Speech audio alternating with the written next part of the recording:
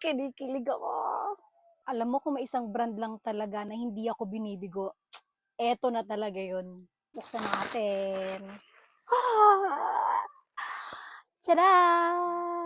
This is the TNW SP14 Selfie Stick Tripod. Ito yung fini-feature ni Forda na tripod na gustong-gusto ko talaga makuha. Tapos nakita ko pa na from TNW pa, nakaka-third purchase na ako kay TNW kasi kilala ko na siya for the quality of their product.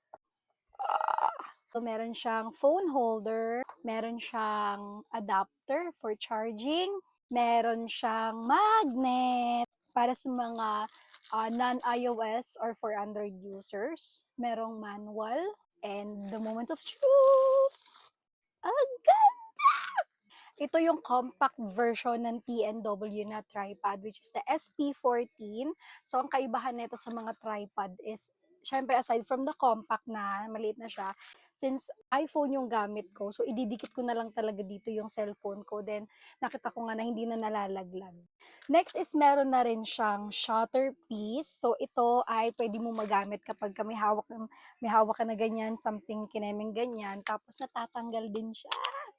Ayan, para kapag mag-aura ka, tago mo lang ng ganyan, tapos shutter mo, di ba makakapag-picture ka na. But wait, hindi lang ito yung kanyang height. Kasi meron ditong push button sa ilalim. Click mo lang yan, then push, and then release. Ayan na. Di ba? O, di ba? Perfect. Ang ganda ng metal na ginamit nila dito na para sure na sturdy, para siguradong matibay at hindi gagalaw-galaw ang video mo. Pakinggan nyo to. Ay! Kapit na kapit. Te! Ang hirap tanggalin. Oh, syempre kung hindi naman iPhone ang gamit mo, don't worry kasi meron silang ganito na phone holder para dun sa mga Android users na gustong gumamit ng TNW tripod. Syempre kung paano ko ikabit ito, ipupush lang itong dalawa na to, then ipapasok siya dito. That's it. Bukas na siya. Diba? Sa unique at magandang feature ng tripod na ito is 1, pwede kang gumamit ng iOS phone. 2, pwede kang gumamit ng Android phone. 3, pwede kang gumamit ng camera na yung mga pwedeng nilalagay dito sa itaas. Nice, di ba?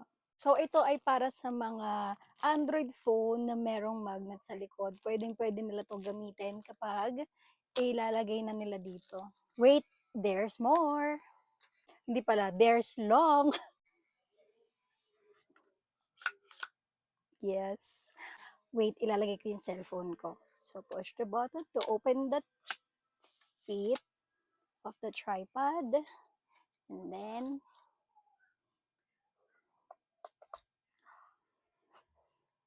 boosh.